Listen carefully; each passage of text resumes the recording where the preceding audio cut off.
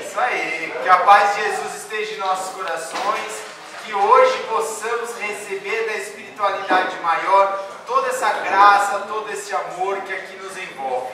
As portas da IBJM, da Instituição Beneficente José de Mococa, está aberto para todos nós, está aberto para outros irmãos também que queiram nos visitar, não é verdade? Independente do credo, independente do que, na verdade, esses irmãos estejam, na verdade, em dificuldade, o que precisem, a casa está sempre aberta para todos. Aqueles que já foram, aqueles que já estão, aqueles de outros lugares, mas a casa José de Mococa está aberta aos corações de todos, aos palestrantes, às pessoas que precisam de trabalho, as pessoas que querem trabalhar, e realmente vamos desenvolver esse trabalho tão bonito que nos é apresentado a Casa de Caridade, porque na verdade o grande fim de estarmos aqui, na verdade o propósito de estarmos aqui é de nos amarmos, é de crescermos, é de evoluirmos, é de fazermos algo diferente, é de não estarmos repetindo, não é de ano, repetindo a reencarnação, não é verdade? Estarmos passando de reencarnação,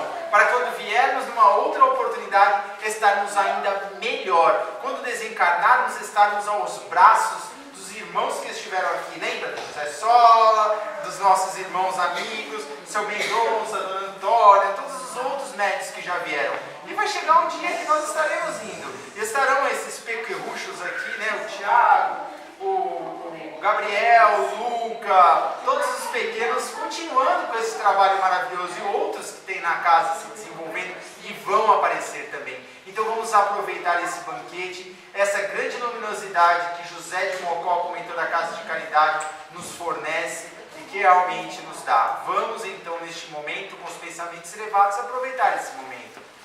Hoje quem vai dar a palestra é a nossa irmã Maria do Carmo. A nossa irmã Maria do Carmo deu a palestra na quarta-feira. Vai estar lá no YouTube, né? Depois, se vocês quiserem, vai estar lá sobre o suicídio. Hoje ela vai falar novamente sobre o suicídio, porque ela falou que não deu tempo para falar tudo, porque tinha muita coisa para falar. Realmente é uma grande verdade. Suicídio você pode abranger de diversos focos, de diversas maneiras. Dá para você abranger em momentos assim diversos, né? Variados. É uma variável grandiosa para se abranger, e a gente está precisando, viu gente? A gente está precisando. Ela falou que ia fazer, até gostei. Se tiver mais gente para fazer sobre suicídio, eu vou gostar ainda mais, porque a gente está vivenciando, a gente está perdendo muitos jovens para o suicídio, a gente está perdendo adultos também para o suicídio, porque ainda falta um entendimento verdadeiro sobre Deus, o que acontece do outro lado, o que acontece conosco quando estamos realmente passando para o outro lado, né? Nós estamos no mundo espiritual. Então, o que nos foi dado de presente, a gente tem que receber de braços abertos como presente, né? Então, vamos parar de falar aqui e vamos dar a oportunidade para a nossa irmã Maria do Carmo. É nós e Deus, irmã Maria do Carmo. Gente, eu vou ficar aqui, viu? Vou ficar aqui que vai ser mais fácil para mim. Então, a todos, né? Boa tarde. Deus possa nos conceder essa bênção maravilhosa, né, de nos esclarecermos, de nos ajudarmos e podermos ajudar também a outros irmãos que hoje nós temos jovens, adultos, idosos. E idosos principalmente, temos muitos idosos que estão se suicidando, né? Jovens também. E nós vamos então agora saber qual que é o melhor remédio para nós nos ajudarmos os outros, né? E porque também cada um de nós tem um pouquinho também do suicídio dentro de nós. A gente vai agora no decorrer dos nossos estudos aqui, né? Aprender um pouquinho disso. Mas antes eu vou dar uma pincelada no livro Memórias de um Suicida, para a gente, por que a gente vem falando, o que nos ajudou a trazer essas instruções para nós sobre o suicídio. A história Memórias de um Suicídio, ela não começa em 1890, quando Camilo Castelo Branco, um grande escritor português, se suicida. Mas ela começa no século XVII, quando um jovem nasce em terras portuguesas, uma família pobre, mas que ele tinha muita vontade de ser rico, culto e poderoso. E para isso, ele procura um pároco em sua igreja e pede a ele, né, que o oriente. E esse padre, então, ele orienta tudo quanto ele sabe. Mas no decorrer do caminho, ele percebe que este jovem, ele não tem nenhum tipo de vocação para o sacerdócio, que ele tem a vocação para o matrimônio. Então, o aconselho, olha, procure, né, uma pessoa que você goste e construa um lar de paz, um lar harmônico, respeitando a si e ao seu próximo. Então, ele ouve a orientação e ele conhece Maria Magda. E os dois começam a namorar e fazem planos para o matrimônio. Só que neste período em que os dois ali estão fazendo esses planos, ela conhece um outro jovem, por nome Jacinto Ruiz Ornelas. Ornella Ruiz, alguma coisa assim. E neste período, os dois se casam, ela se apaixona perdidamente por esse jovem, se casam e eles vão para Madrid. Ele se sente injustiçado, com muito ódio em seu coração, este jovem se sente injustiçado, com ódio, com raiva, o desejo de vingança, e ele então volta, estuda e se torna um sacerdote. 15 anos após o matrimônio de Maria Magda, ele também é convocado pelo Santo Ofício para ir para Madrid. Quando ele chega em Madrid, quem que ele encontra? Maria Magda. Os dois se encontram novamente. Ou seja, o destino coloca os dois juntos.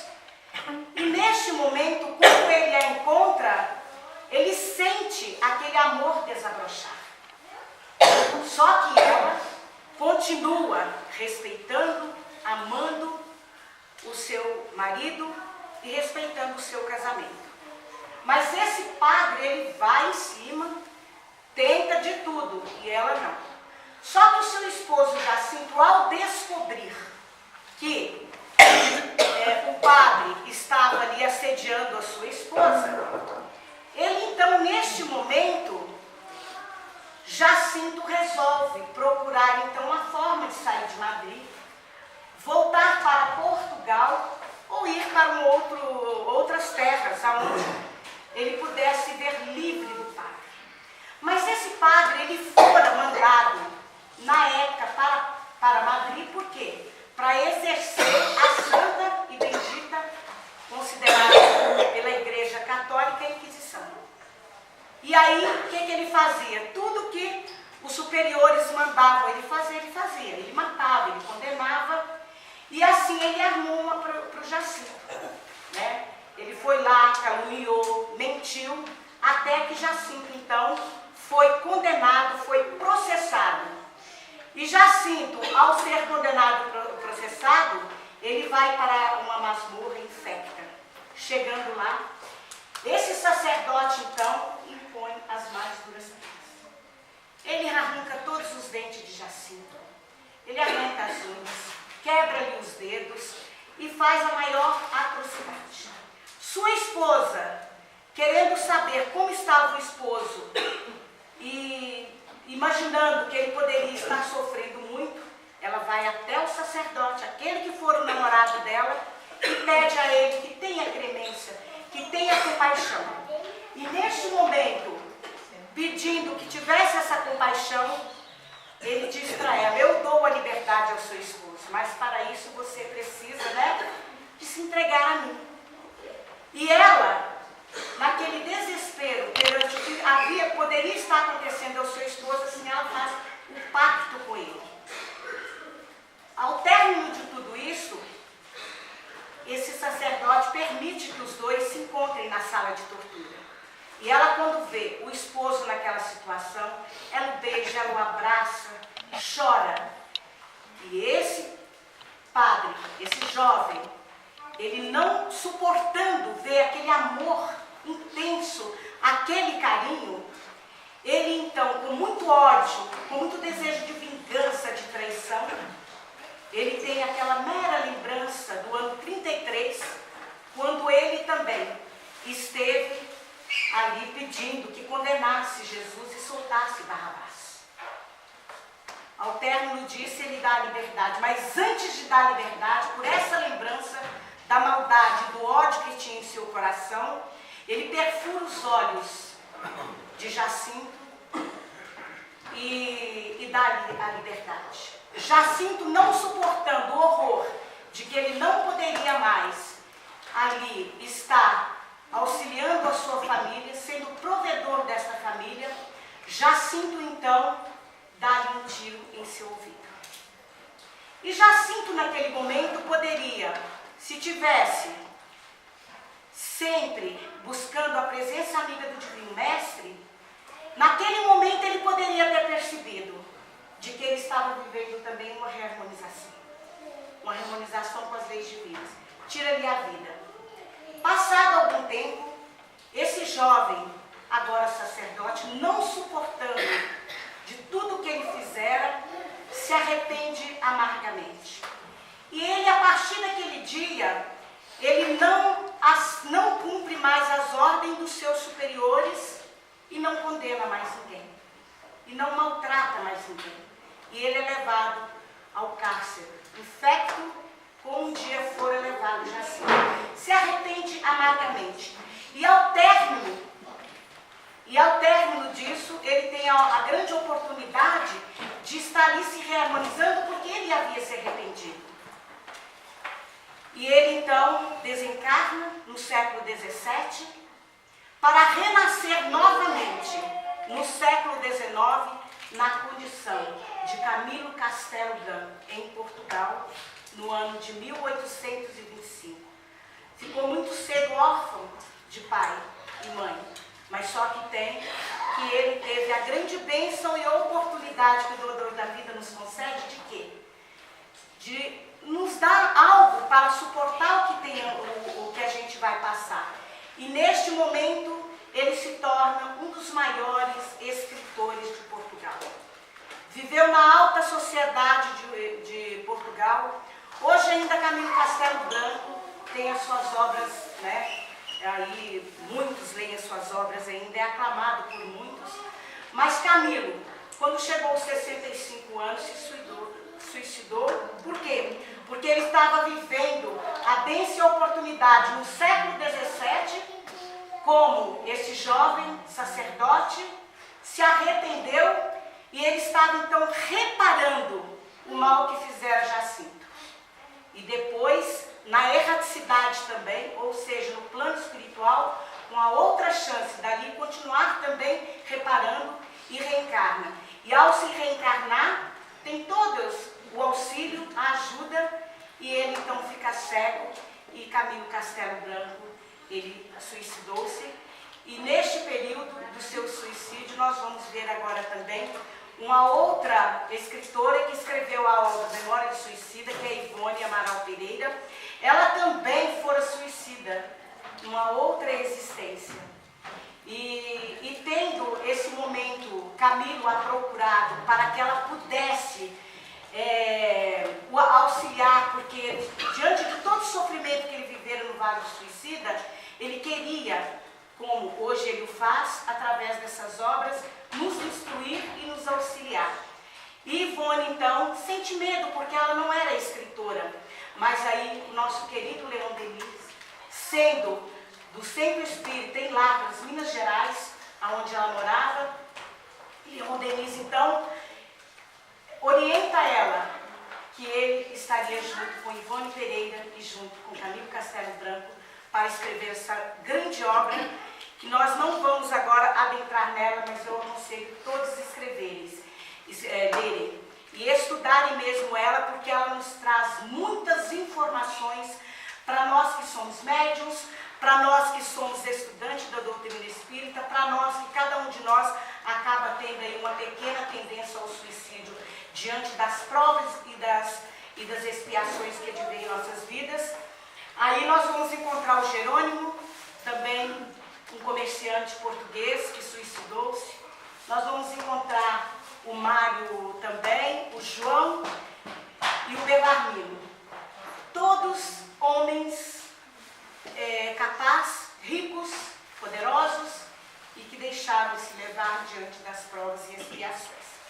Mas agora então, deu uma repassada, né?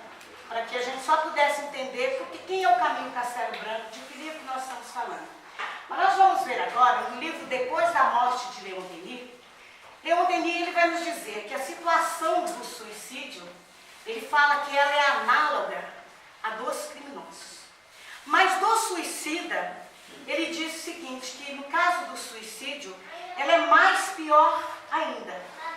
Então, ele fala assim, olha, que o suicídio é uma covardia, é um crime. Aí nós perguntamos assim, por que que o suicídio, ele é uma covardia, um crime? Porque ninguém tem direito de tirar a vida.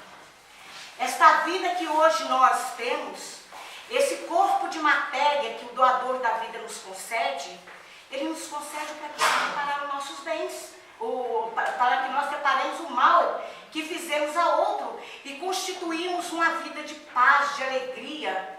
E nós, muitas vezes, não suportando as dificuldades, né? Seja no campo amoroso, seja no profissional, seja no financeiro, aí a gente acaba. A melhor solução é tirar a nossa vida? Não, porque a vida não é nossa.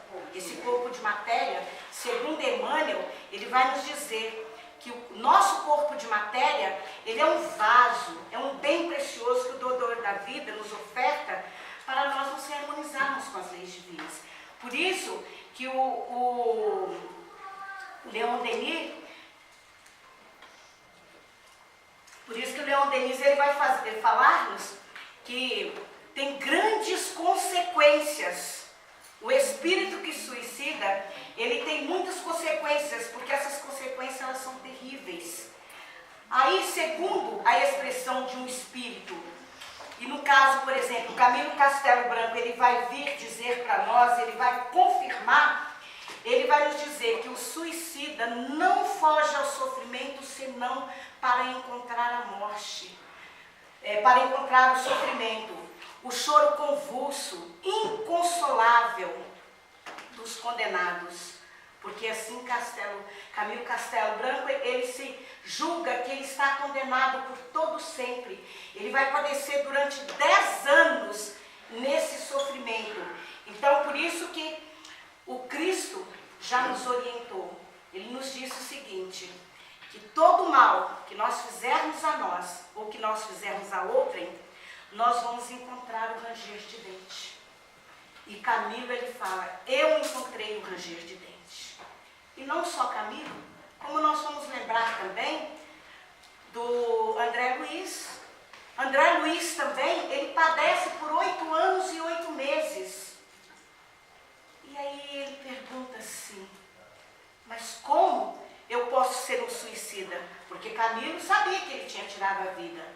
Mas o André Luiz, ele não acredita que ele tirou a vida. Ele fala, não. Aí quando ele chega lá, que ele dá outro nome, ele dá de umbral, porque o Vale do Suicida também é umbral, como, né, ele chega lá e ele fala assim, suicida, suicida, infame, por que você fizeste isso com sua vida? E o André Luiz fica desesperado. Como eu não fiz nada com a minha vida? Eu estava doente, eu vi os médicos lá me abrindo, e, né, para me curar de uma doença, que na época, hoje, sabemos que é o câncer, né? E ele se pergunta, eu não sou suicida. Mas aí, nós vamos ver Joana de Ângeles, ela vai nos mostrar que o suicídio, gente, não é somente através de nos debolarmos, de nos arrancarmos, pularmos de um prédio, não. Ela vai dizer-nos que nós somos autossuicida também. Quando nós nos deixamos nos levar pelo orgulho, a vaidade, a ganância, a prepotência, o ódio, o rancor, as mágoas. O que se transformam as mágoas, muitas vezes, numa bela depressão. E nessa depressão, nós vamos ver também que Camilo vai nos relatar neste livro, ele vai nos dizer sobre o Agenor, que é um dos espíritos que ele fora suicida aqui na Terra. Ele, enquanto estava encarnado, as mulheres que o amaram se suicidaram por conta dele. E quando ele desencarna, ele é arrebatado pelas sombras. pelos espíritos trevosos para fazer parte do seu grupo. E ao chegar lá no Vale do Suicida, quando ele é arrebatado, o que ele vai fazer? Ele vai, além de estar ali, maltratando, julgando as pessoas que ali estão no Vale do Suicida, que tiraram a sua vida, ele vai vir até a terra e vai, a nós que estamos vivendo o ódio, a mágoa, o rancor, a inveja, a vingança, a traição, a perseguição a outros, e que para isso nós vamos buscar, quando nós estamos vendo isso, o que nós estamos fazendo? Nós estamos abaixando o nosso padrão vibracional e nós vamos equiparar quem? A essas entidades infelizes. E essas entidades, elas então, se eu estou desequilibrada, ela me leva ao suicídio. Só que aí já tem a misericórdia, ela é infinita para todos. Desde aquele que tira a vida, como a estes que, no caso de Emmanuel, ele vai nos dizer, a Joana de Ângela diz que é o autossuicida, mas na verdade é o suicídio indireto, que é o caso do fumo, do álcool, dessa raiva, desse ódio, a ganância, a prepotência, a gula, que é o caso de André Luiz, que ele vivia a gula e também vivia o vício do álcool. Então, por isso que ele também, o corpinho de matéria dele, né, ele acabou por deixando aí que encontrar o câncer. Então, por isso que o chamava de suicida. E nesse caso, o Emmanuel vai nos dizer que todos estes são um suicídio indireto.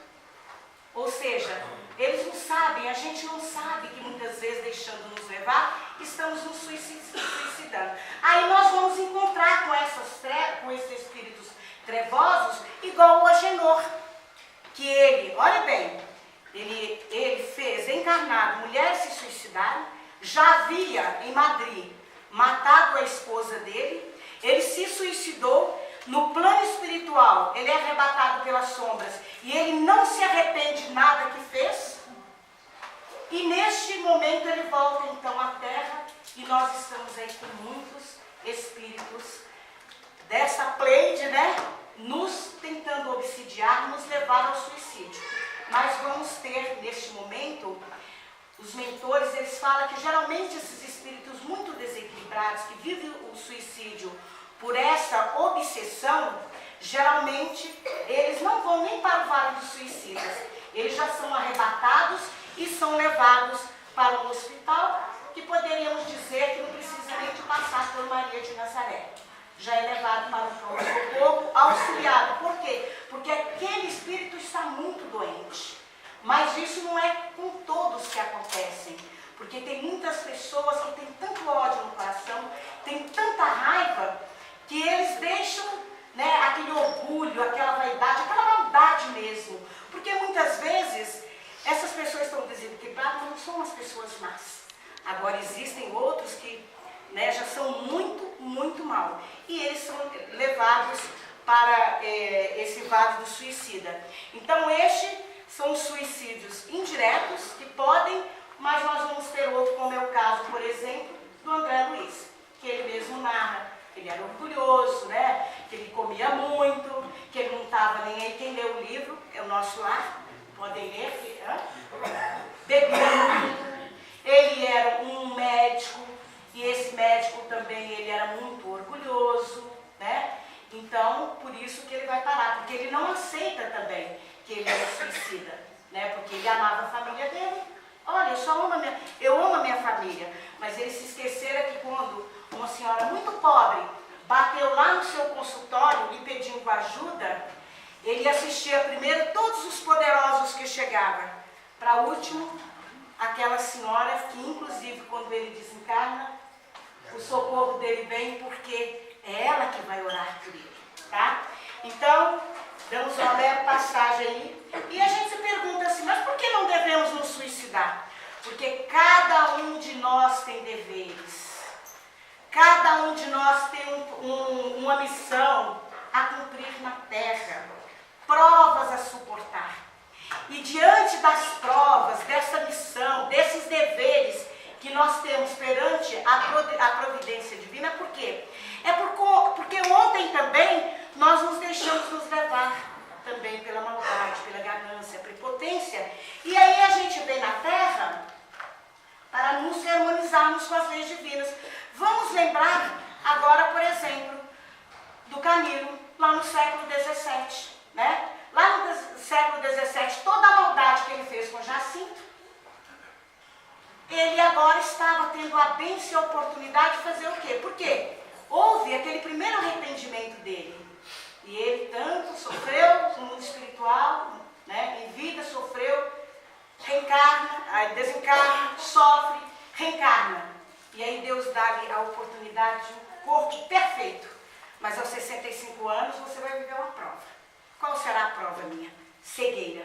E não suporta a cegueira e tira a vida. Então, quando nós temos que nos aperceber que é o seguinte, que procurarmos subtrair e libertarmos dos males terrestres antes do tempo marcado é violar a lei natural. Porque ninguém tem o direito de tirar a vida. E cada tentado contra esta lei traz para o culpado uma violenta reação. Por quê? Porque ninguém pode violar impunemente a lei de Deus.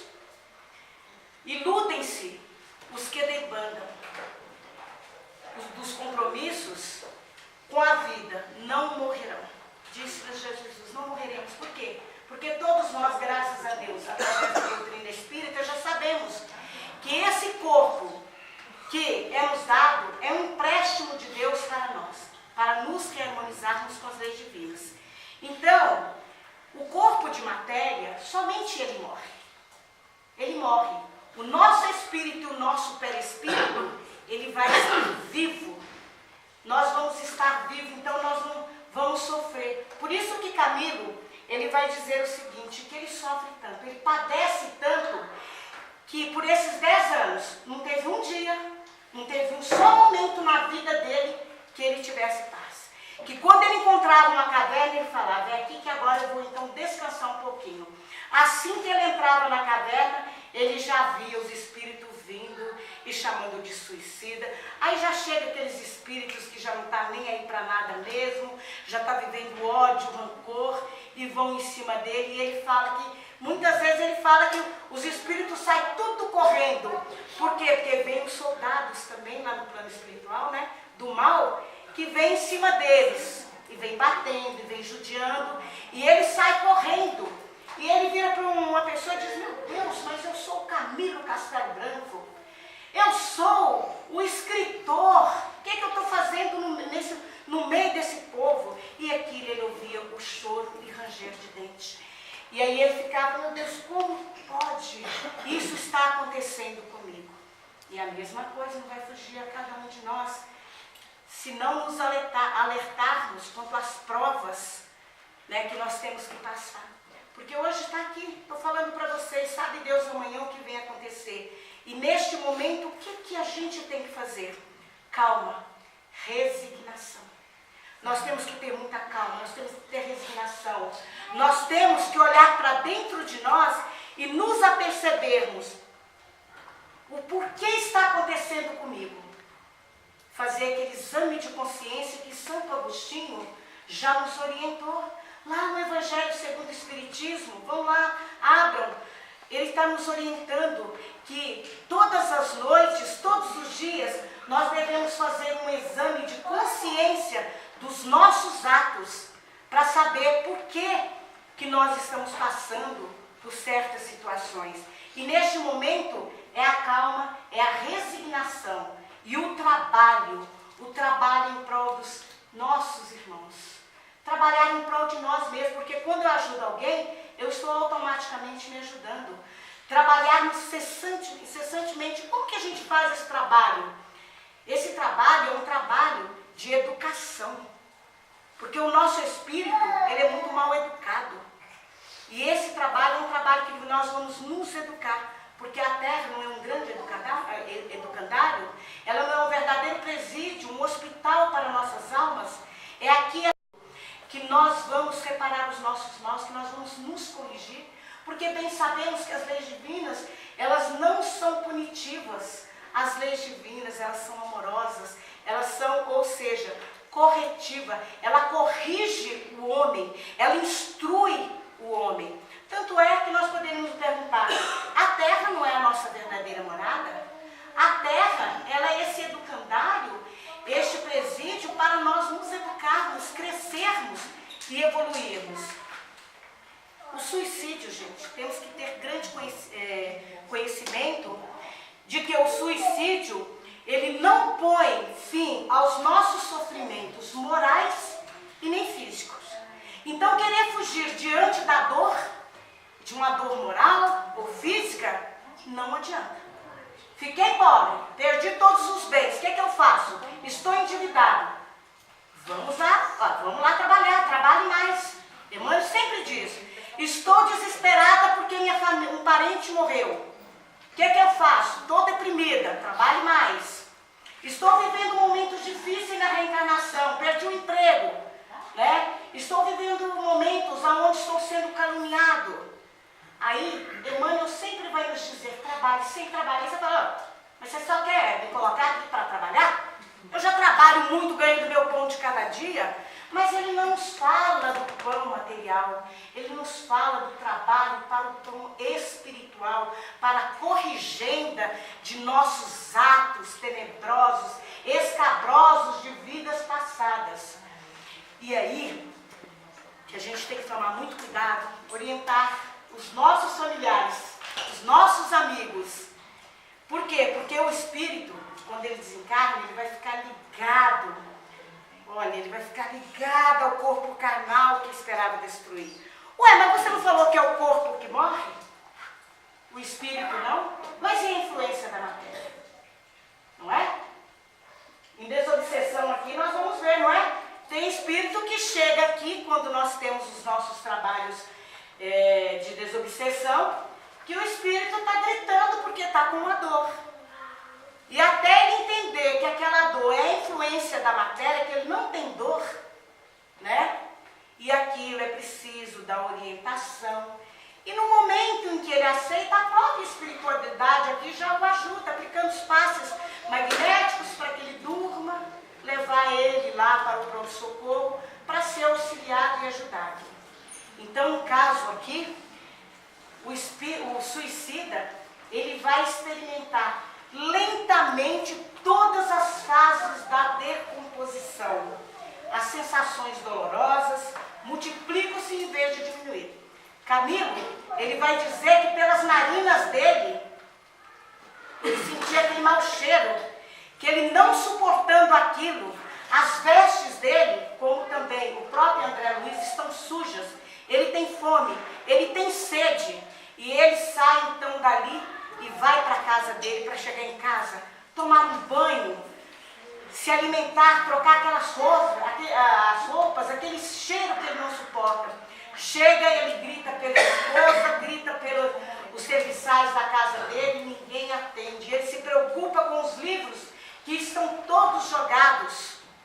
E naquele momento, a esposa e ninguém o atendendo, quando ele vira, ele vai ver todas aquelas entidades que estavam com ele no Vale do Suicida, está junto com ele ali na sala da casa dele, dando gargalhada. E ele corre então para se esconder, para onde que ele vai? Vai para o cemitério. E vai ver o corpo dele, né, lá no caixão, e ele corre para lá. E dali não tendo paz, aí ele volta para o Vale do Suicida de novo. E ali começa a experimentar aquele mal-estar, a dor do tiro que ele deu, o sangue que não parava. Ele diz que o sangue ia jorrando, ia jorrando, ia jorrando, e ele via aquele sangue vivo como se fosse. E aquilo já havia muito tempo em que ele estava ali. E o espírito, longe de abreviar sua prova, ele a prolonga indefinidamente. Sua perturbação persiste por muito tempo depois da destruição do invólucro carnal. E aí, neste caso, o Camilo ele fala que é uma dor que consola, que nada consola, e uma desgraça que nenhum favor ameniza. E neste momento ele faz um comparativo com o Vale dos Leprosos. O Vale dos Leprosos em Jerusalém, né? Todo mundo que naquela época tinha uma lepra, hoje já chamado por ancianice, eles iam para o Vale desses Leprosos, eles eram afastados da família.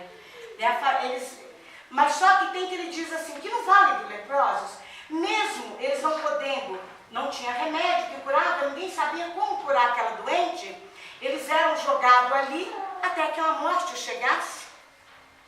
Então ele faz que ali, pelo menos, quer queira ou não, eles se enamoravam, eles se conheciam, começavam a se amar entre si. E aí eles podiam ver o pôr do sol, eles podiam sentir a chuva em sua pele, no Vale do Suicida. Era noite, não viam as estrelas, não tinha uma água para matar-lhe a sede. Ele faz esse comparativo. Então, neste momento, nós vamos agora lembrar da orientação de Sanzio. Sanzio é do livro Ação e Reação, ministro Sanzio, né, que é um dos ministros também de nosso lar. Ele vai nos dizer que como faz este homem, né, este homem, quando diz homem, homem e mulher, né, o espírito, né, como que ele vai fazer para reparar esse mal? Ele diz o seguinte, é através dele próprio. Somente ele vai poder fazer esse trabalho consigo mesmo. Ele vai ter que reparar todo o mal que fez. Por quê? Porque quando nós suicidamos, nós pegamos aquele corpo, aquela parte do nosso corpo e nós destruímos. O nosso perispírito, ele fica destruído. Se é um braço que eu decepei, né, que eu tirei os meus braços, fui lá, caí de um prédio, ou tomei um veneno, por exemplo, eu vou ter problemas. Eu vou ter problemas em meu gastrointestinal, né? Nós vamos ter um problema respiratório, nós vamos ter uma série de problemas. E para que isso aconteça, é necessário esta reencarnação, mas para que haja esta reencarnação, é preciso que eu arrependa, é preciso que eu queira sair do Vale do Suicida, como aconteceu, por exemplo, com o Camilo, que ele chegava,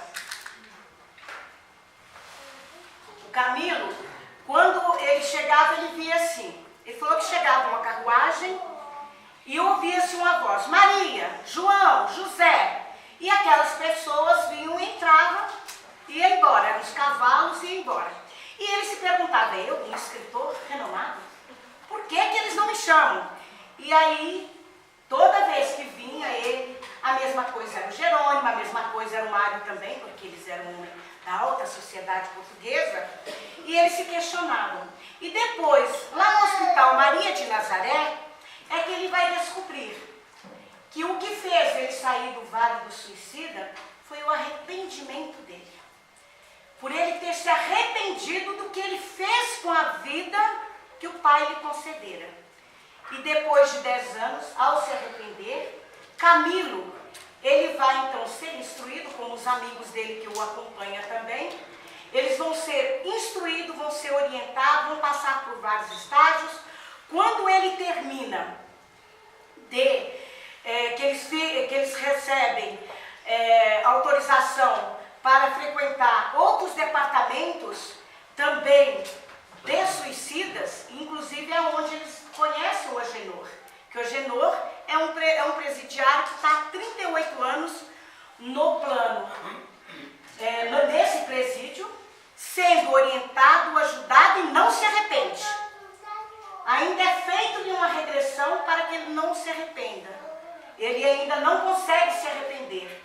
E neste momento, o Camilo, ele descobre tudo o que aconteceu com ele nas existências passadas, por que ele estava ali, e como os outros amigos dele vão saber, e aí eles vão compreender a necessidade dessa reencarnação.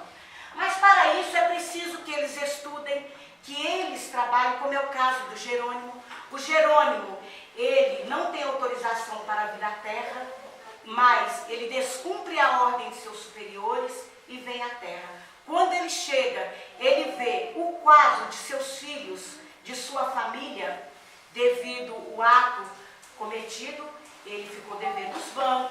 ele se arruinou e ele deveria ter ficado aqui para pagar as suas dívidas, constituir a família, né, na paz, na harmonia, na tranquilidade.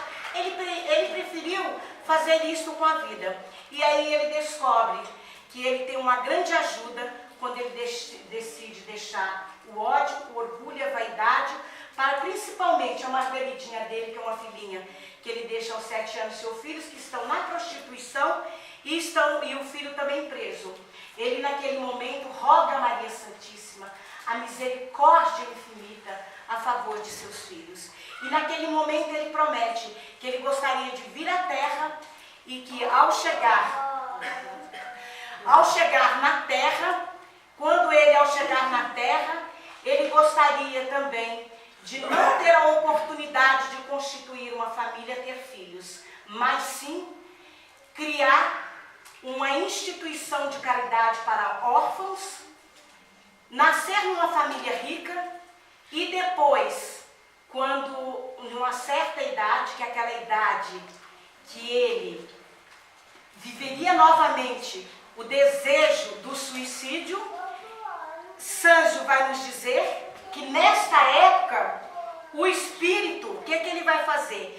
Ele vai sentir um desejo, uma vontade muito grande de se suicidar novamente.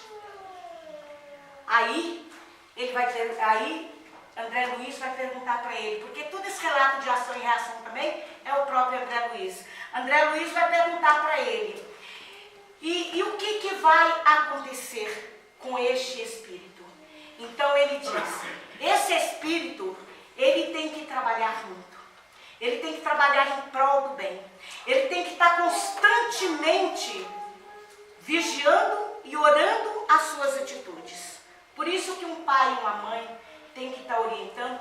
E nós, como hoje espíritas, sabendo de que a morte não existe, né, que o espírito só ergue os escombros da matéria e vai viver para a vida eterna, nós temos oportunidade de fazermos esse trabalho de orientação.